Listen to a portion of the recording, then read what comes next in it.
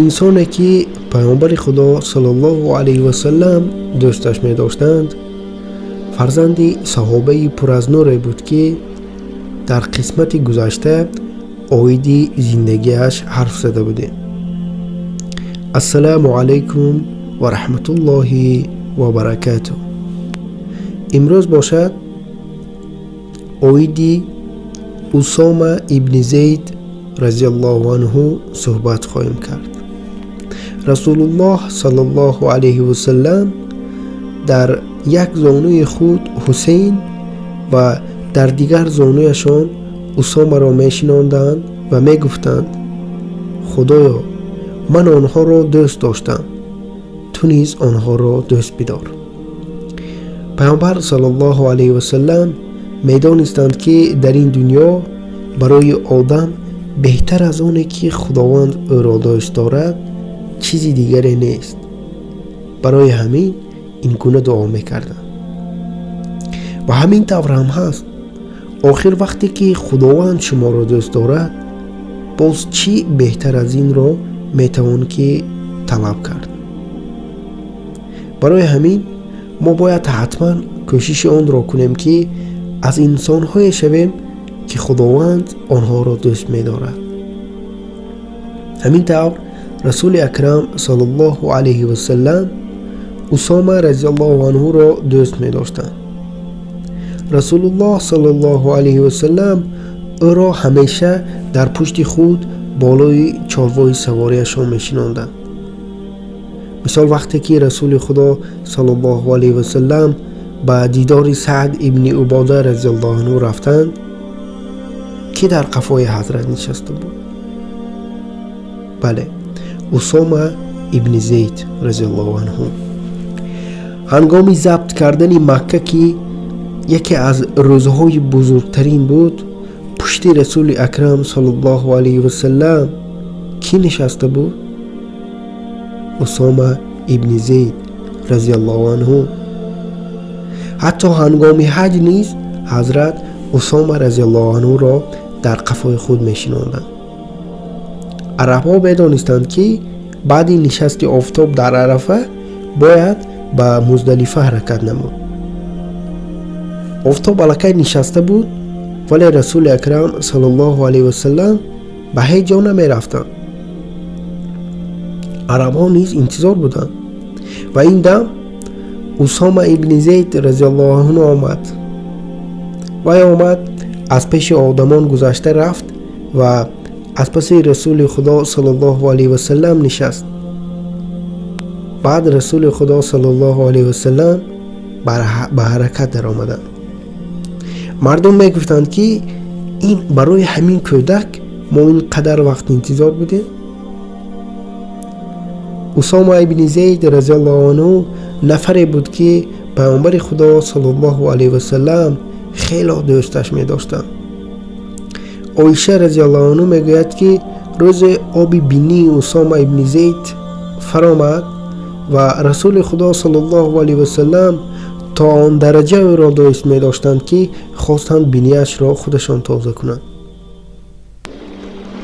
بعد من بینی او را تازه کردم میگوید. رسول خدا صلی الله علیه و سلم گفتند که عایشه من او را دوست داشتم، تو نیز او را دوست بدار. ما نیز باید همین گونه اسامه ابن زید رضی الله عنه را دوست داریم، زیرا پیامبر صلی الله علیه و سلم او را دوست می داشتند. بار رسول اکرم صلی الله علیه و سلم به او لباسی را تحفه کردند و بعدی چندی از وی پرسیدند که چرا آن لباس را نمی پوشد. وی گفت که من آن را به همسرم تحفه کردم. رسول الله صلی الله علیه و سلم خیلی به او اهمیت می دادند. وقتی رسول اکرم صلی الله علیه و سلم نمی جنگیدند سلاح خود را به علی رضی الله عنه بیان که به اسامه رضی الله عنه می دادند. اسامه ابن زید رضی الله عنه از خردی تربیه اسلامی گرفته بود و همراه پدرش به مدینه هجرت کرده بود.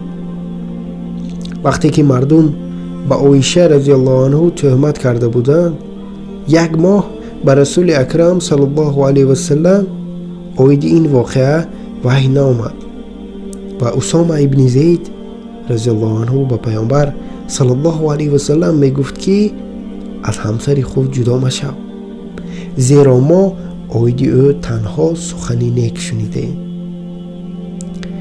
بار قریشی ها به کار یک زن خیلی دنبالگیر شدند. آن زن از بنی مخزوم بود و دزدی کرده بود. قریشی ها گفتند که کسی غیر از اسامه جرأت نمی کند که اوید این موضوع با رسول خدا صلی الله علیه و سلم حرف زده باشد و از او خواهش کردند تا نزد پیامبر صلی الله علیه و سلم از این زن حمایت کند و چیزی برای رسول الله صلی الله علیه و سلم بگوید.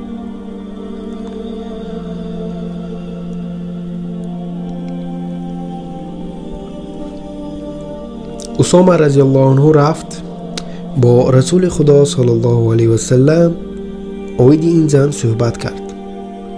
پیامبر صلی الله علیه و سلم چهرهشان دگرگون شد و گفتند که تو بر ضد قانون از قانونهای مقرر کرده خداوند میبرایی؟ اسامه در حال خطاگی خویش را فهمید و از رسول الله صلی الله علیه و سلم خواهش کرد که از خداوند طلب کنند تا از گناهی گذرد. و این گونه بودند صحابگان که وقتی خطاگی خود را میفهمیدند در حال از خداوند بخشش میپرسیدند. و اسامه رضی الله عنه نیز وقتی خطاگی خود را فهمید از پیامبر خواهش کرد تا اینکه در حق او دعا کنند که خداوند از گناهش گذرد. رسول خدا صلی الله علیه و سلم لشکری را به موت که آنجا پدری اسامه رضی الله عنه زید ابن حارثه رضی الله عنه وفات کرده بود فرستادنی شدند. پیامبر خدا صلی الله علیه و سلم برای این لشکر اسامه رضی الله عنه را امیر اعلام کردند، یعنی سر لشکر. آن دم اسامه همگی 17 سال داشت. 17 سال. این از چه خبر می‌دهد؟ این از آن خبر می‌دهد که هر لحظه ما می‌توانیم و باید کوشش کنیم که مرتبه و درجه خود را نزد الله بلندتر برداریم. و اسامه رضی الله عنه برای ما در این نمونه بهترین است. زیرا در آن لشکری که پیامبر صلی الله علیه و سلم او را امیر گذاشته بودند صحابگان بزرگی دیگر حضور داشتند و یکی از آنها عمر رضی الله عنه بود. آنها به امیر انتخاب شدن اسامه رضی الله عنه ناراضگی بیان میکردند و سخنان ایشان تا به رسول الله صلی الله علیه و سلم آمده رسید. پیامبر صلی الله علیه و سلم آن دم بیمار بودند و نزد مردم برآمده گفتند که من شنیدم شما بر ضد امیر بودن اسامه هستید. زمان شما همین گونه بر ضد امیر بودن پدری او بودید، لیکن بدانید که پدری وی و خود او سزاوار این هستند و من به شما وصیت میکنم تا به او حرمت و احترام داشته باشید و او را دوست دارید، زیرا من نیز او را دوست می‌دارم. عمر رضی الله عنه آن به رسول اکرم صلی الله علیه و سلم گفت که رسول خدا برایم بگوید که حالت شما خوب است، زیرا من میخواهم که بدانم که حالت شما بهتر است و بعد به جنگ روم تا اینکه دلم آرام باشد. پیامبر صلی الله علیه و سلم در جواب او چیزی نگفتند. آن دم رسول خدا صلی الله علیه و سلم بیمار بودند و وقتی که اسامه رضی الله عنه بیرون از شهر لشکر را آماده میکرد خبری از دنیا گذشتن پیامبر صلی الله علیه و سلم برایش آمد و دوباره به شهر برگشت. پس از این بالاخره وقتی که ابوبکر رضی الله عنه خلیفه شده بود اسامه رضی الله عنه با لشکر خود به راه برآمد و آن محاربه را با غلبه پسی سر کرده دوباره برگشت. اسامه ابن زید رضی الله عنه سال 54 هجری چشم از این دنیا پوشید و به سرفری آخرت رفت. از خداوند آگاه باشیم تا فردا در بهشت ما را همراه اسامه رضی الله عنه و رسول اکرم صلی الله علیه و سلم یکجا سازد. آمین یا رب العالمین. اینجا سلسله نوبتی را نیز به آخر میرسانیم. خداوند نگهبان هر یک شما. السلام علیکم و رحمت الله و برکاته.